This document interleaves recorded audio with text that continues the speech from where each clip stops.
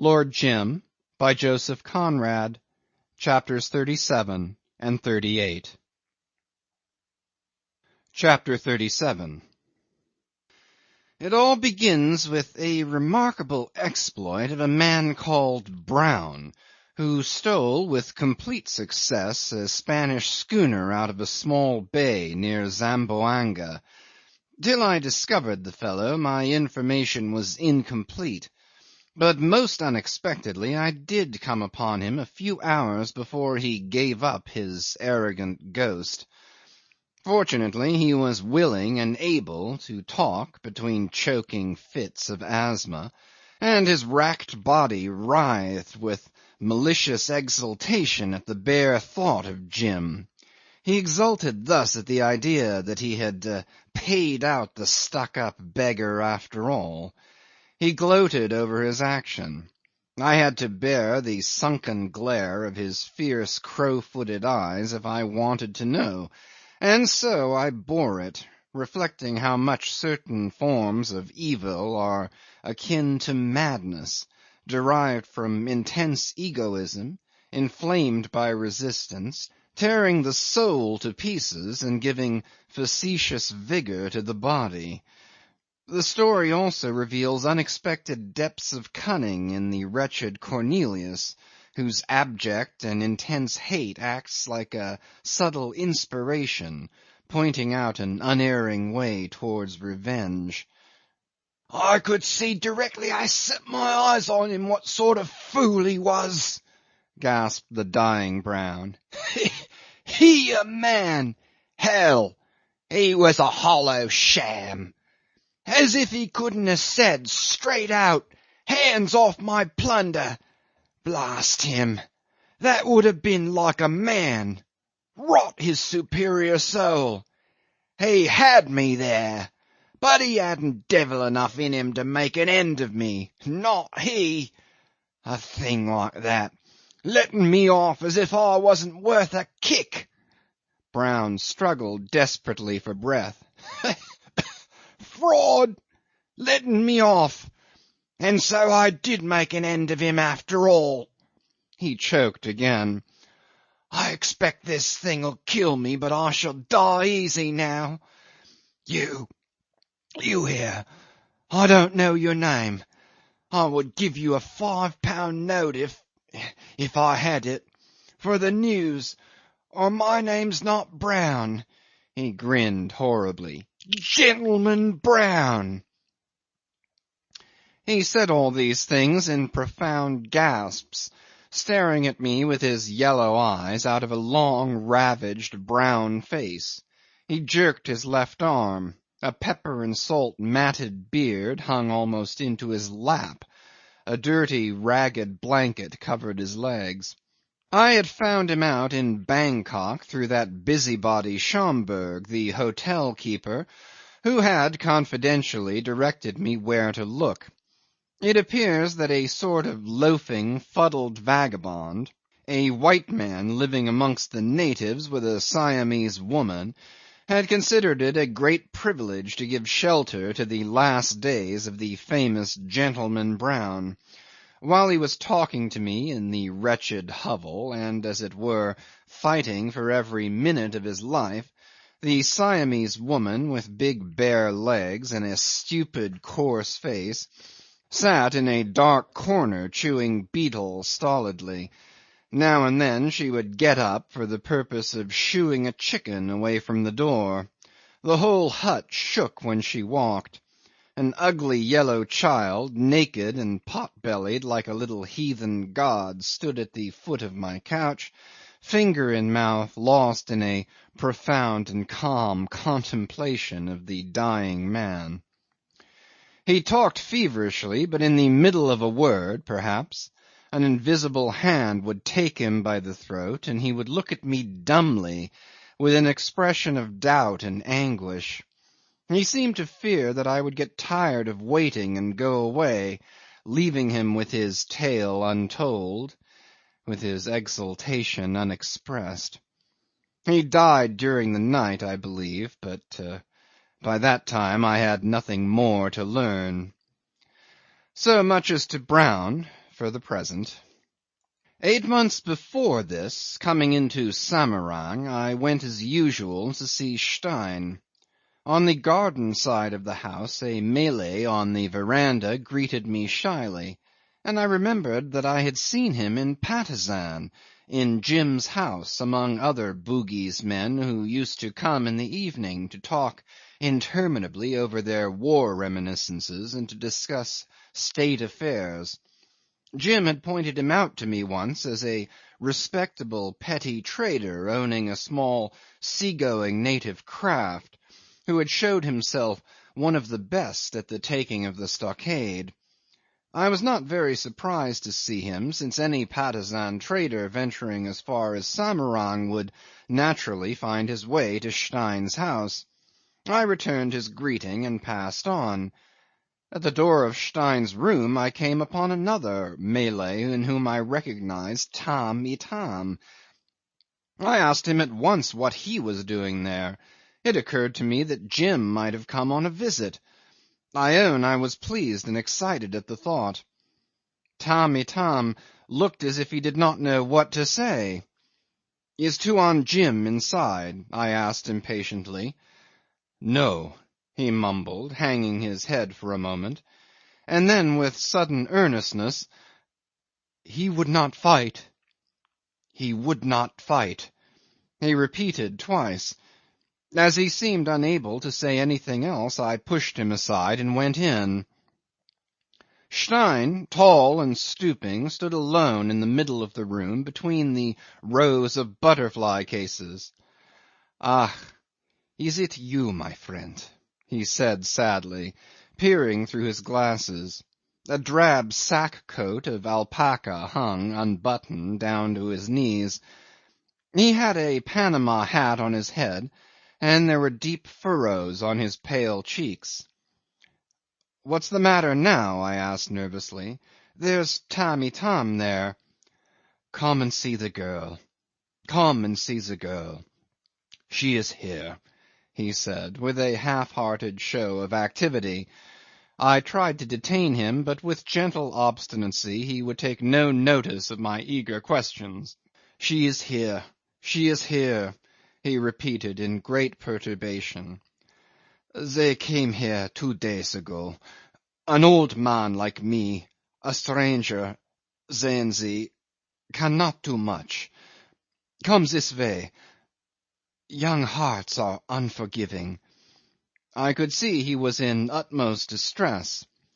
"The strength of life in them, the cruel strength of life," he mumbled, leading me round the house. I followed him, lost in dismal and angry conjectures. At the door of the drawing-room he barred my way. "He loved her very much?" he said interrogatively, and I only nodded, feeling so bitterly disappointed that I would not trust myself to speak. "Very frightful," he murmured. "She can't understand me. I am only a strange old man. Perhaps you. She knows you. Talk to her. We can't leave it like this. Tell her to forgive him. It was very frightful." "No doubt," I said, exasperated at being in the dark. "But have you forgiven him?" He looked at me queerly. "You shall hear," he said, and opening the door absolutely pushed me in. You know Stein's big house and the 2 immense reception rooms, uninhabited and uninhabitable, clean, full of solitude and of shining things that look as if never beheld by the eye of man. They are cool on the hottest days, and you enter them as you would a scrubbed cave underground. I passed through one, and in the other I saw the girl sitting at the end of a big mahogany table, on which she rested her head, her face hidden in her arms. The wax floor reflected her dimly as though it had been a sheet of frozen water.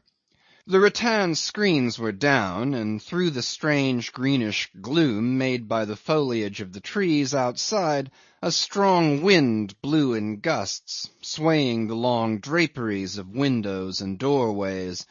Her white figure seemed shaped in snow. The pendant crystals of a great chandelier clicked above her head like glittering icicles. She looked up and watched my approach. I was chilled as if these vast apartments had been the cold abode of despair. She recognized me at once, and, as soon as I had stopped looking down at her, "He has left me," she said quietly. "You always leave us for your own ends." Her face was set.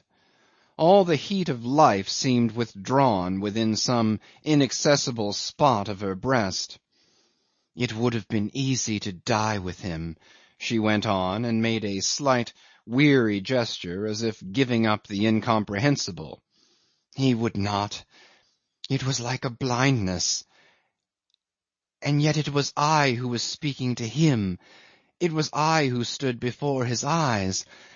It was at me that he looked all the time.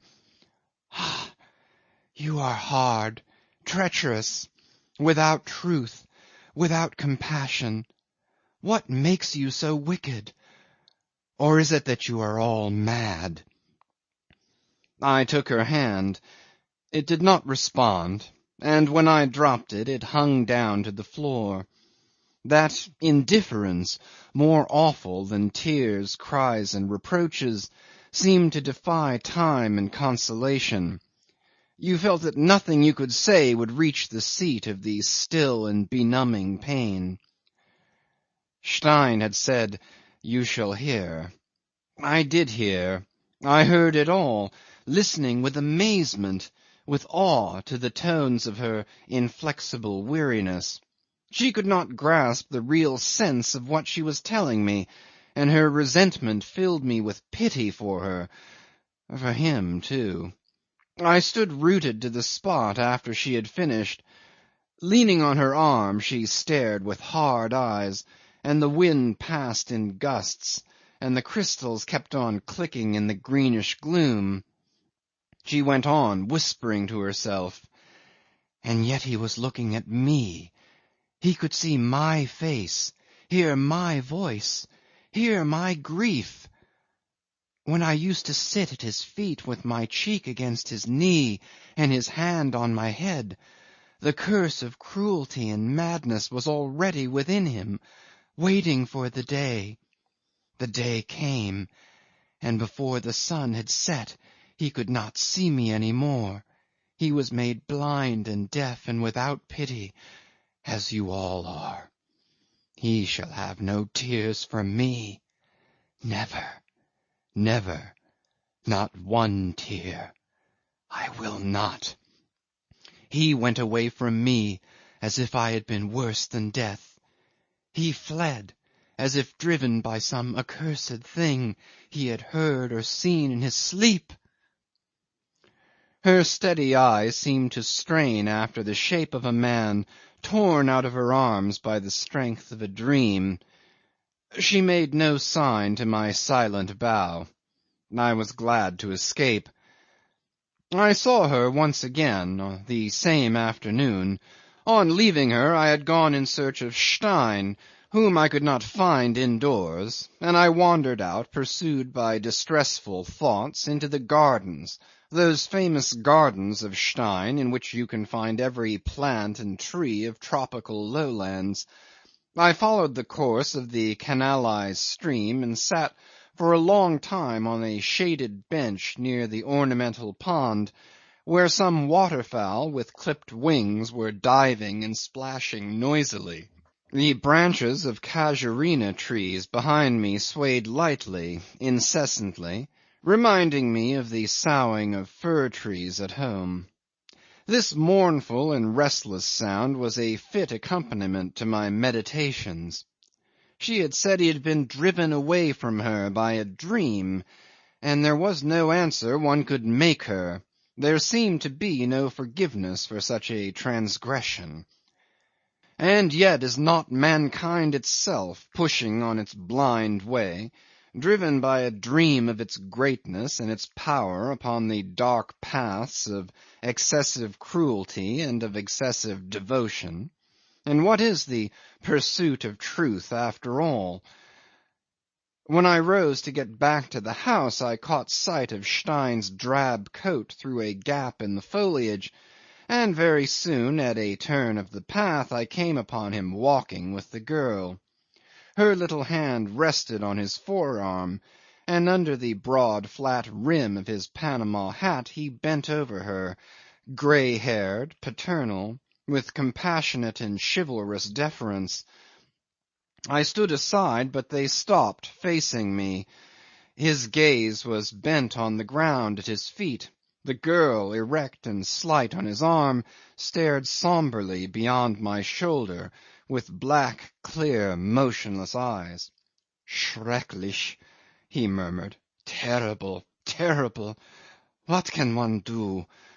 He seemed to be appealing to me, but her youth, the length of the days suspended over her head, appealed to me more, and suddenly, even as I realised that nothing could be said, I found myself pleading his cause for her sake. "You must forgive him," I concluded, and my own voice seemed to me muffled, lost in an unresponsive deaf immensity. "We all want to be forgiven," I added after a while. "What have I done?" she asked, with her lips only. "You always mistrusted him," I said. "He was like the others," she pronounced slowly. "Not like the others," I protested, but she continued evenly, without any feeling.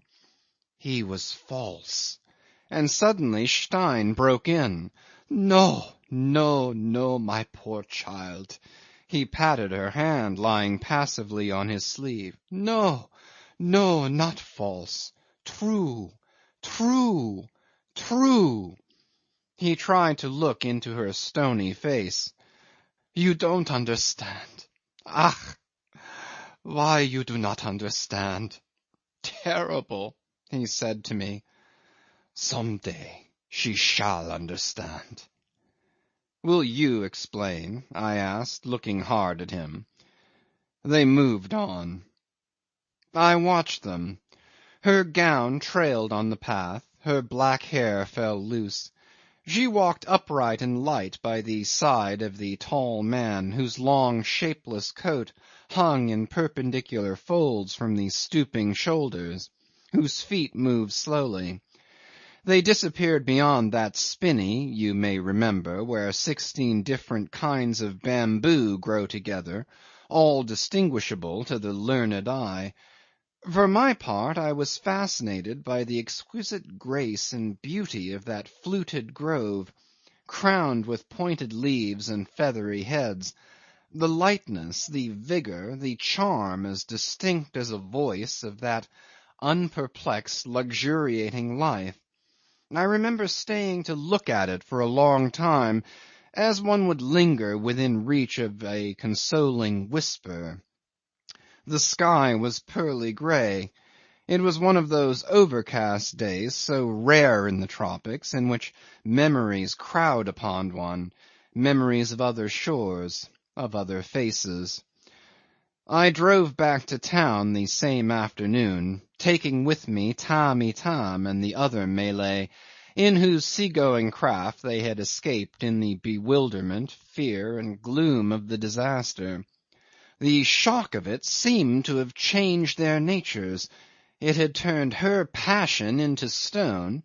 It had made the surly, taciturn Tamb' Itam almost loquacious. His surliness, too, was subdued into a puzzled humility, as though he had seen the failure of a potent charm in a supreme moment. The Bugis trader, a shy, hesitating man, was very clear in the little he had to say. Both were evidently overawed by a sense of deep, inexpressible wonder, by the touch of an inscrutable mystery. There, with Marlow's signature, the letter proper ended. The privileged reader screwed up his lamp, and, solitary above the billowy roofs of the town, like a lighthouse keeper above the sea, he turned to the pages of the story. Chapter 38. It all begins, as I've told you, with the man called Brown, ran the opening sentence of Marlow's narrative.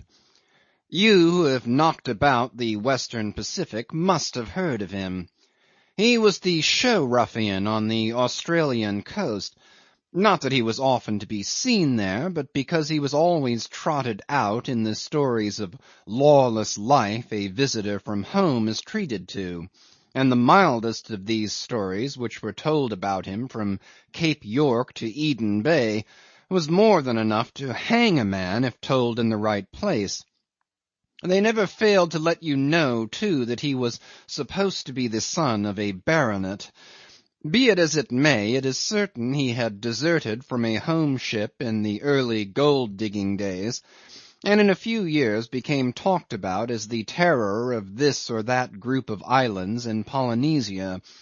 He would kidnap natives, he would strip some lonely white trader to the very pyjamas he stood in, and after he had robbed the poor devil, he would as likely as not invite him to fight a duel with shotguns on the beach, which would have been fair enough as these things go if the other man hadn't been by that time already half dead with fright. Brown was a latter-day buccaneer, sorry enough, like his more celebrated prototypes, but what distinguished him from his contemporary brother ruffians, like Bully Hayes, or the mellifluous Pease, or that perfumed, Dundreary-whiskered, dandified scoundrel known as Dirty Dick, was the arrogant temper of his misdeeds, and a vehement scorn for mankind at large, and for his victims in particular. The others were merely vulgar and greedy brutes, but he seemed moved by some complex intention. He would rob a man as if only to demonstrate his poor opinion of the creature, and he would bring to the shooting or maiming of some quiet, unoffending stranger a savage and vengeful earnestness fit to terrify the most reckless of desperadoes. In the days of his greatest glory he owned an armed bark, manned by a mixed crew of Kanakas and runaway whalers, and boasted, I don't know with what truth, of being financed on the quiet by a most respectable firm of copra merchants.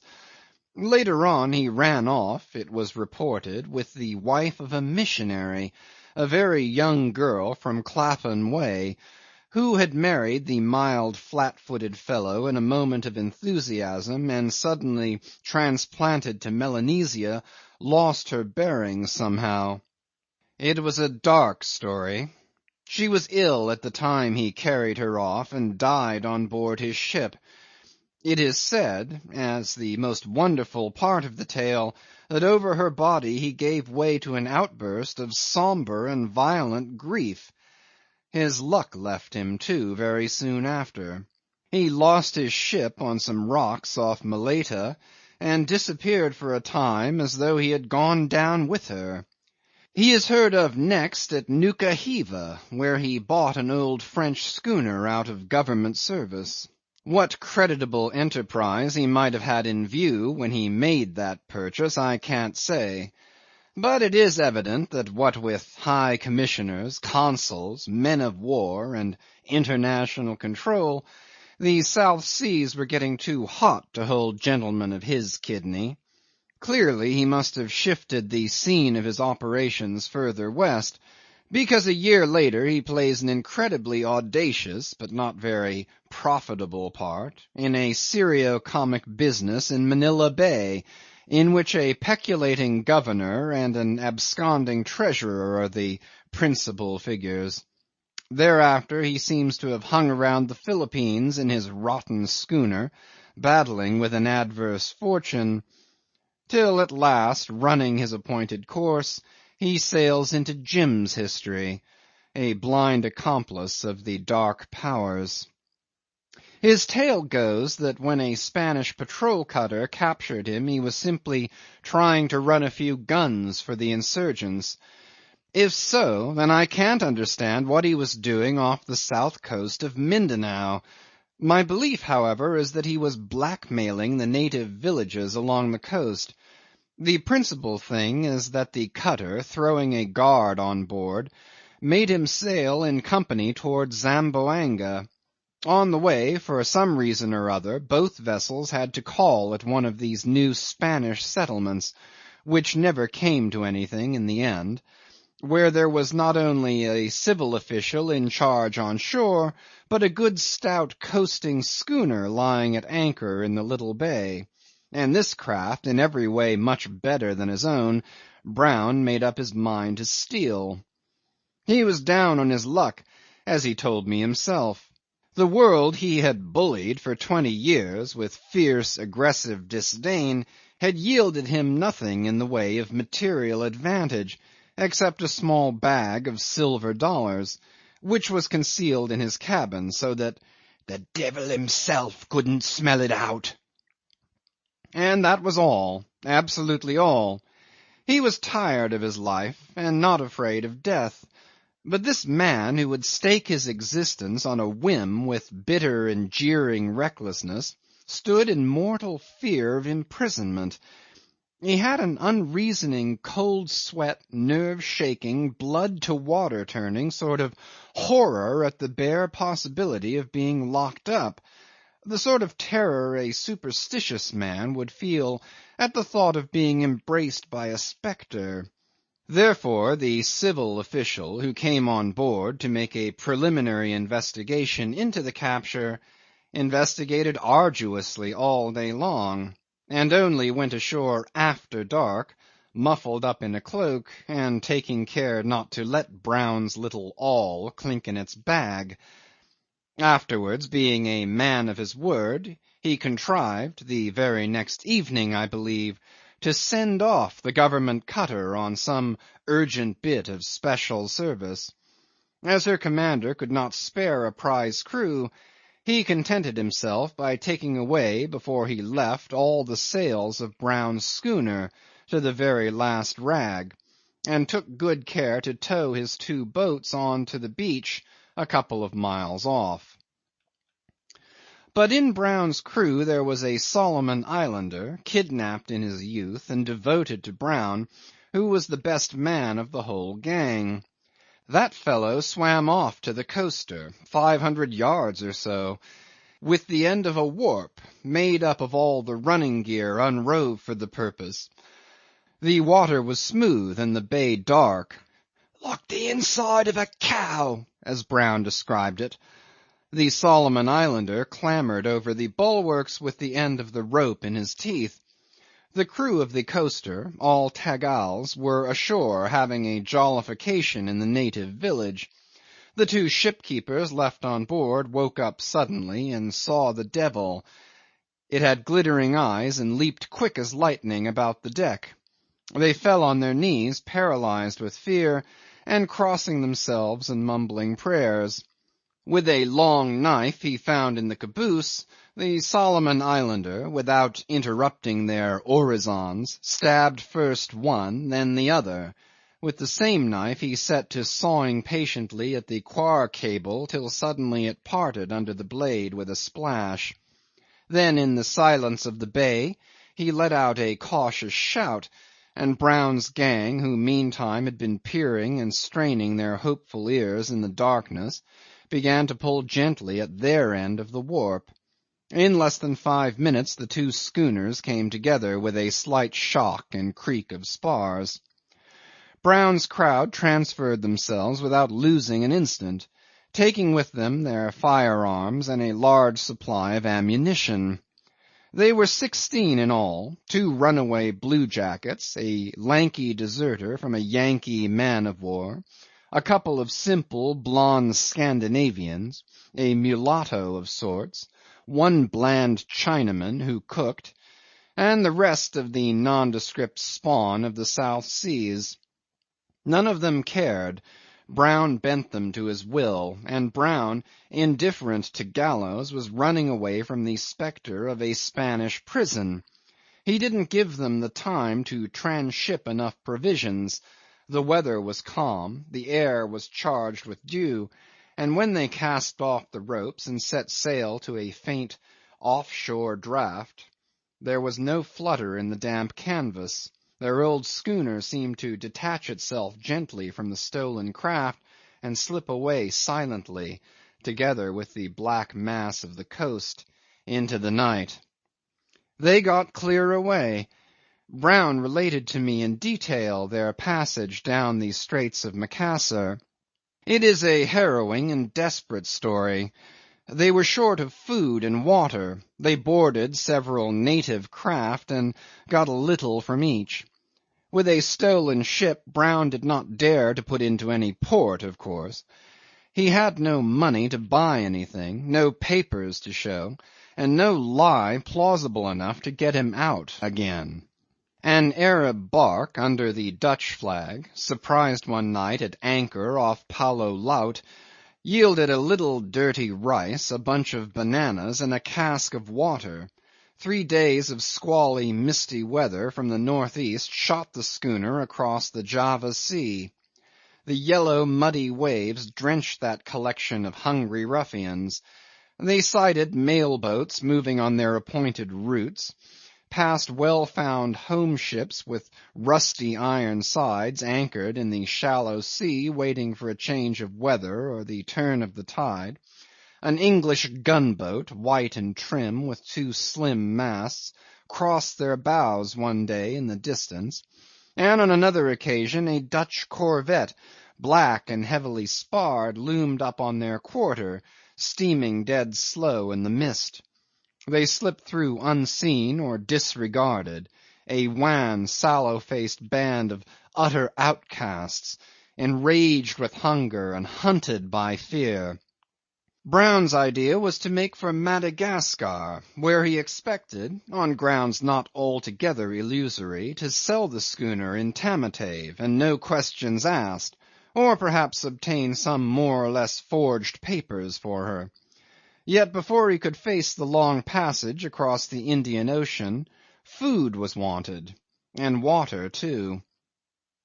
Perhaps he had heard of Patusan, or perhaps he just only happened to see the name written in small letters on the chart, probably that of a largish village up the river in a native state, perfectly defenceless, far from the beaten tracks of the sea and from the ends of submarine cables. He had done that kind of thing before, in the way of business, and this now was an absolute necessity, a question of life and death, or rather of liberty. Of liberty. He was sure to get provisions, bullocks, rice, sweet potatoes. The sorry gang licked their chops. A cargo of produce for the schooner perhaps could be extorted. And who knows, some real ringing coined money. Some of these chiefs and village headmen can be made to part freely. He told me he would have roasted their toes rather than be balked. I believed him. His men believed him too. They didn't cheer aloud, being a dumb pack, but made ready wolfishly. Luck served him as to weather. A few days of calm would have brought unmentionable horrors on board that schooner. But with the help of land and sea breezes, in less than a week after clearing the Sunda Straits, he anchored off the Batu Kring mouth within a pistol shot of the fishing village. 14 of them packed into the schooner's longboat, which was big, having been used for cargo work, and started up the river, while 2 remained in charge of the schooner with food enough to keep starvation off for 10 days. The tide and wind helped, and early one afternoon the big white boat under a ragged sail shouldered its way before the sea breeze into Patusan Reach, manned by 14 assorted scarecrows glaring hungrily ahead, and fingering the breech blocks of cheap rifles. Brown calculated upon the terrifying surprise of his appearance. They sailed in with the last of the flood. The Rajah's stockade gave no sign. The first houses on both sides of the stream seemed deserted. A few canoes were seen up the reach in full flight. Brown was astonished at the size of the place. A profound silence reigned. The wind dropped between the houses. 2 oars were got out, and the boat held on upstream, the idea being to effect a lodgment in the centre of the town before the inhabitants could think of resistance. It seems, however, that the headman of the fishing village at Batu Kring had managed to send off a timely warning. When the longboat came abreast of the mosque, which Doramin had built, a structure with gables and roof finials of carved coral, the open space before it was full of people. A shout went up, and was followed by the clash of gongs all up the river. From a point above, 2 little brass 6-pounders were discharged, and the round shot came skipping down the empty reach, spurting glittering jets of water in the sunshine. In front of the mosque a shouting lot of men began firing in volleys that whipped athwart the current of the river. An irregular rolling fusillade was opened on the boat from both banks, and Brown's men replied with a wild, rapid fire. The oars had been got in. The turn of the tide at high water comes on very quickly in that river, and the boat in midstream, nearly hidden in smoke, began to drift back stern foremost. Along both shores the smoke thickened also, lying below the roofs in a level streak as you may see a long cloud cutting the slope of a mountain. A tumult of war cries, the vibrating clang of gongs, the deep snoring of drums, yells of rage, crashes of volley firing, made an awful din, in which Brown sat confounded but steady at the tiller, working himself into a fury of hate and rage against those people who dared to defend themselves.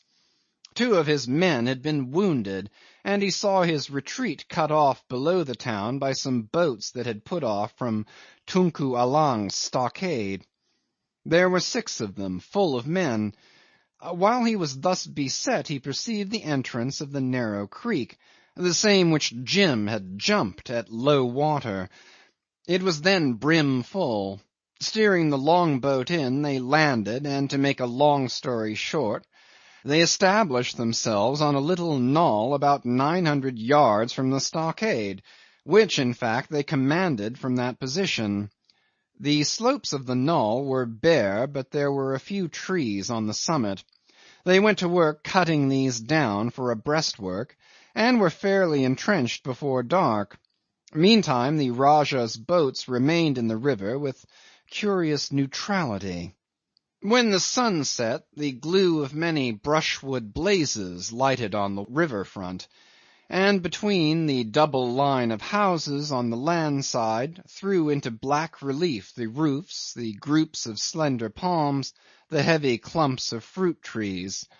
Brown ordered the grass round his position to be fired. A low ring of thin flames under the slow ascending smoke wriggled rapidly down the slopes of the knoll. Here and there a dry bush caught with a tall, vicious roar. The conflagration made a clear zone of fire for the rifles of the small party, and expired smouldering on the edge of the forest and along the muddy bank of the creek. A strip of jungle, luxuriating in a damp hollow between the knoll and the Rajah's stockade, stopped it on that side with a great cackling and detonations of bursting bamboo stems. The sky was sombre, velvety, and swarming with stars. The blackened ground smoked quietly with low creeping wisps, till a little breeze came on and blew everything away. Brown expected an attack to be delivered as soon as the tide had flowed enough again to enable the war boats which had cut off his retreat to enter the creek. At any rate he was sure there would be an attempt to carry off his longboat, which lay below the hill. a dark, high lump on the feeble sheen of a wet mud flat. But no move of any sort was made by the boats in the river. Over the stockade and the Rajah's buildings Brown saw their lights on the water. They seemed to be anchored across the stream. Other lights afloat were moving in the reach, crossing and recrossing from side to side. There were also lights twinkling motionless upon the long walls of houses up the reach, as far as the bend, and more still beyond, others isolated inland. The loom of the big fires disclosed buildings, roofs, black piles as far as he could see. It was an immense place. The 14 desperate invaders lying flat behind the felled trees raised their chins to look over at the stir of that town that seemed to extend up river for miles and swarm with thousands of angry men. They did not speak to each other. Now and then they would hear a loud yell or a single shot rang out, fired very far somewhere. But round their position everything was still, dark, silent. They seemed to be forgotten, as if the excitement keeping awake all the population had nothing to do with them, as if they had been dead already. End of chapters 37 and 38.